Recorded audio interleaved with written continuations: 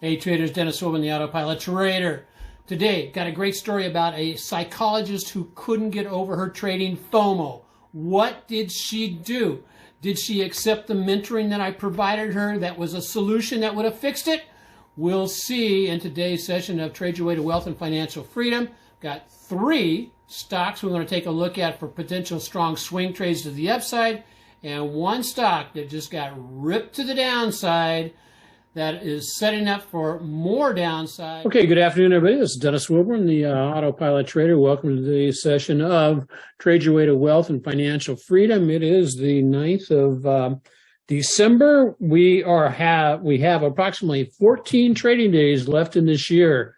So I hope you are prepared for those next 14 days. But I like to take this time of year and just basically go back and do an analysis of how I've done this year and try to identify areas where I need to, 1, improve or that I would do differently than last year. I want to welcome Anil Parikh, the Delaware IBD. Welcome aboard. Great to be here. Thank you. And we are, like I said, this time of year, market a little bit. However, there are several things that we'll be watching next week that could push the market and cause it to one way or the other. What are those things that are going to be happening next week?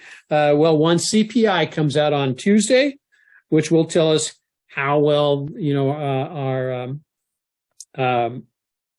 inflation is doing in the economy. And then secondly, the Fed meets on Wednesday and reports out. Everybody's anticipating a 0.5% increase in the Fed rate.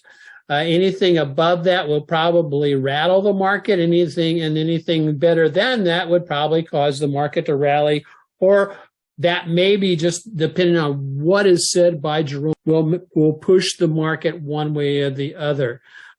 Still anticipating to the end of the year. We'll see if that transpires, see if it happens or not. A couple of questions. If you are joining us over there on the YouTube channel, please let us know who you are and welcome aboard. We're glad you're over there. Anil, I've got a question for you and everybody else. Hey, Jeannie, is if I'm with all the wisdom you have about the meeting right now, and there's one piece of advice you would give yourself as a fledgling trader, what would that advice be? And guys, just take a couple of minutes and drop the chat box and make it shareable to everybody. So the question is, if you could go back in time and with what you know about the stock market right now, and tell your just getting started self what that piece of advice is, what would that piece of advice be? What about you, Anil? What would you tell yourself if knowing what you know now, what would you tell yourself then? I think for me, reflecting on this year has become very clear, and my answer is short and simple. When I get my buy signal on my system, I need to act as soon as possible. Do not wait for additional confirmations. Okay. And the way I would do it, because I'm always buying early, my first buy will probably 1/3. And it goes up, I'll take another 1/3. And if it really breaks out, then I'll have my final 1/3. Okay. So pyramiding in and taking action when you get your signal. If you've joined us over there on the YouTube channel, please let us know, guys, what would you, if you're on line, Ali, Jimmy, David, Jeannie, just, people, inquiring minds want to know what you would tell yourself then about what you would do. My big one, Anil, is use my stop losses and don't be such a gunslinger. When I first got started, because I was just, haphazard, didn't have a really good plan, and certainly wasn't using, and so I lost a lot of money not using stop losses. Matter of fact, blew up a couple of accounts. And so if you can relate with that, I'm sure you will let us know. So again, the question on the table, folks, if you could go back in time with what you know now about trading, one thing would you tell yourself either to avoid or to do? What would you tell yourself way back when you were first learning how to trade? And again, drop in a comment. And I like your comment, Anil. I think that that is very applicable to what we're doing. And here's our disclaimer. Just remember this. Hey, Mike Norton. Here's where we are as of the end of the month, or going into December. Here's where we were last week. And we've got a really nice little bounce up this week, have pushed it up almost 40% on the AutoPilot trading service. We're beating the S&P by about 56%. And a lot of the ways we've been doing this, guys, is with the leverage ETF, both the inverses and the the inverse leverage and the leverage ETF. And so let's take a look at the one of the indexes. Let's look at the spiders. What is the spiders telling us? Remember, we have a couple of things that are going on next week. Is the Fed meets and the CPI reports out on Tuesday. So there could be some news that shakes up the market next week. And so what can we take away from this week's session? And one of the things I want to call to everybody's attention is 2 weeks ago, we ran up, hit its head just about at the downtrend line, above the 200-day moving average slightly, but then it sold off, and it sold off for the last 1, 2, 3, 4, and then the last 3 days has been basically kind of a sideways move. If we take a look at what's been going on in the market all the way going back here to November, as you can see, we basically have just a really, I will call it just a very weak market, in that we've been driving sideways. The market cannot make up its mind which way it wants to go. And right now, I think it's a toss-up whether it heads down hard or goes back up. History would tell us that the expectation would be that we'll go back up and get into at least a short-term Christmas or Santa Claus rally, if you will. And so thanks, Mike and Jeannie. Thanks for sharing that. And again, if you're just joining us, guys, folks, the question on the table is, if you could give yourself, knowing what you know now about the stock market, you could go back in time and say, hey, don't make this mistake or do this. Let us know what that would be. Jeannie, how to get out more quickly is what you would tell yourself. Mike, appreciate that. So this is what we're looking at. S&P, it basically just kind of driving sideways. We can tell that it's waiting for something to happen. These candlesticks here are dojis.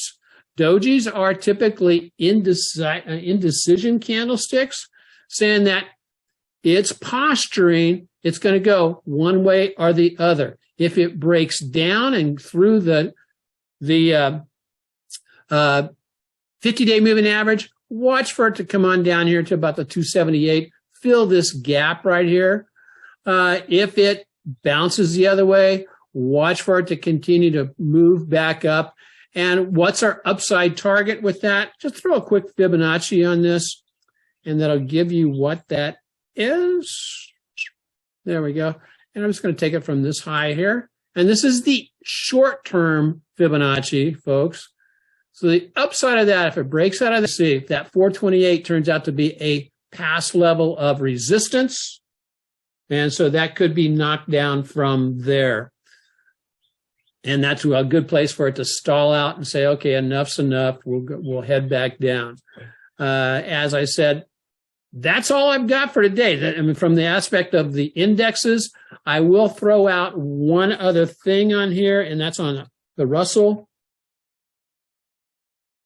And the Russell is acting very, very weak. It was acting stronger than the other indexes, but now has reverse roll and looks like it wants to be pulling down. One of the things that is driving my concerns over the market over the last little bit or going into the end of the year is what's happened. We got up into this reversal zone as defined by the downtrend line. Now we're reversing down. TSI weekly chart crossing down to the downside. And then also it appears as if that the market forecast on the weekly chart has also hit a level of resistance and could reverse down and fall. I would be looking at any kind of a pullback back up into the 182 area for a potential to do a downside trade on IWM. So that's what I've got going on for the indexes. And in the middle of all that is the NASDAQ. I'm not going to cover that today so that we can go ahead and take a look at the stocks that both Anil and I have come up with. And speaking of that, Anil, you have come up with, Anil's come up with AAON. So Anil, what's the story on AAON? I'm doing slightly different, revising my system just a little bit, tweaking it. Okay. In AAON, we had actually a weekly triple screen signal about 3 weeks ago. Okay. Here or here? Even below that. Yeah. Okay. Yeah. And usually I would not be buying it this late, but this time I am because I'm also doing some studies of the breakouts. I found out that from Growth 250, the stocks that break out not necessarily have high comp rating, but they always have high accumulation distribution, right? Up-down volume ratio. So I have designed a special screen to pick that. This one has that. This one also has high comp rating, which is good. Okay. And this is it's consolidating right here. It could go either way, but I'm thinking it's going to shoot up from here. Okay. So now, are you buying it right where it's at, or are you I'm buying right where it's at right now? Okay, so that was an affirmative. You are buying where it's at? Yeah. And then your stop loss is what below It's going to be a little around 4% or so. 4.5%. That works. I like it. And so Steve put on Steve is still recouping from his knee surgery. He likes Merck. Now, I won't say anything bad about Merck, but one of the things that it's a great move. Merck has had a significant, huge move up here. It needs to consolidate and pull back down into towards the breakout area, about the 103 area. And that's what Steve was looking at, is he's looking for some kind of a pullback back into that area. As you see, it has broken above the 8-day moving average and all the other moving average. It is in gear to the upside, so it looks pretty good. And again, I would be looking for a pullback towards the breakout area, and the breakout area is the 103.79 level. For me, I had a hard time, and I'll show you exactly why. I'm going to put out Hubble as the stock I'm looking at for this week, but I'm getting these cross messages that one is TSI on the weekly charts. The momentum has shifted to the downside in a lot of the stocks and ETFs that we're watching.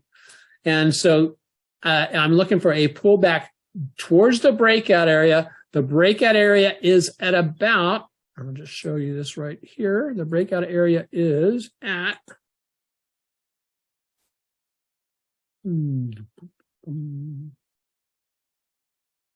actually the breakout area is, there we go, is right there about that level there. So kind of somewhat of a pullback back towards the 244 level. And so I'd be looking for a pullback back about the 244 level. And if it fails that and drops below the 50-day moving average, I'm going to be out of this. I will be gone. I will be a vapor. And so that's what I've got, Anil. So any thoughts or considerations? No, it's a good one. I like it. Okay. So, and here's a bonus for everybody. Lulu. And it's not a bonus to the upside, folks. Watch Lulu. When you see a chart pattern that looks like this, it basically broke to the downside after earnings. It's holding above the 200-day moving average, but it ripped through the 50-day moving average on a increased volume. Just watch it for I would say, the next 4 weeks. See what it does. See what kind of pattern it does. Here's what it should do. Is basically we may get a bounce off the 200-day moving average here, but as you can see, TSI crossed over. Market forecast on the weekly, longer term is crossing over. It is crossing down on the market forecast on a daily basis. I would be looking for a pull back up into, here's a big gap down here, back towards that gap down area, strong level of resistance, a failure there, and sayonara. It's heading for places at the bottom. And the thing that's really cool about Lulu is Lulu actually beat earnings considerably, but their guidance going forward was quite poor. And so, as I said, this is just a bonus. I'll be watching this. This would make a really interesting short trade. And if you want to learn how to do the short trades, the Thinkorswim has a really good tutorial about how to do that. So that's all I've got, Anil, this week. Let's see what happens next week. It should be interesting. It should be, and I'm not going to weigh in. I'm not going to basically wade. That's wade in any big way next week because I have these cross currents going on where in some cases the daily charts look like they want to reverse and head higher, but the weekly charts are looking like they want to reverse and move lower. And whenever you get a cross in the momentums like this, is that it's telling you it's not the time to buy. It's not the time to buy. So, okay, well, let's go ahead and call this a day. And so, hey, do you struggle with this, spending over 2 hours per week finding strong trade setups? It reminds me of a story of a psychologist that I was actually coaching, and she struggled with FOMO, fear of missing out. I don't know if you do that or not, but she just wouldn't let go of the aspect of having to have a big watch list. My guidance and hers, I challenge her, cut your watch list down from 50 down to 20 or down to 10 stocks. She almost had a hissy fit yelling at me saying, Dennis, I can't do that. I go, well, why, Catherine? And she goes, and she says, well, if I cut my watch list down to that much, I'll miss out on something. And I said, but the problem you came to me with is you're missing out on trades because you're watching too much. And so she was unable to make that disciplined approach to getting rid of her FOMO of watching fewer stocks.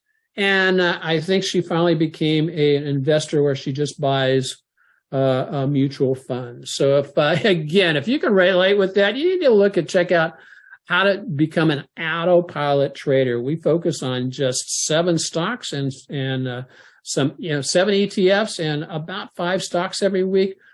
Excellent way to process yourself. And you can basically, the link will be down in the YouTube channel and also on the link going out. Mike, in this market for me, it's FOLM, fear of losing money. Yeah, I hear you, Mike. So, okay, well, that does it for this week. Again, if you're joining us over the YouTube channel, I want to say thank you very much, JM. Thanks for getting and basically, buy only stocks, trending stocks on pullbacks to support. Love that and that's an absolute fantastic rule that actually is validated by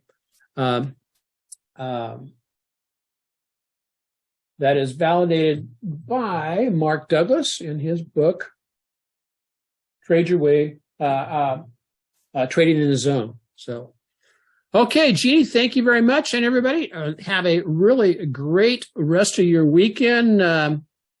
And since I'm an old Navy guy, not old Navy like Old Navy, but I'm a Navy guy. And this weekend, it's Go Navy, beat Army. So it's so aloha, everybody. Anil, thank you so much. Thank you. We'll talk to you later this week. And so aloha. God bless everybody.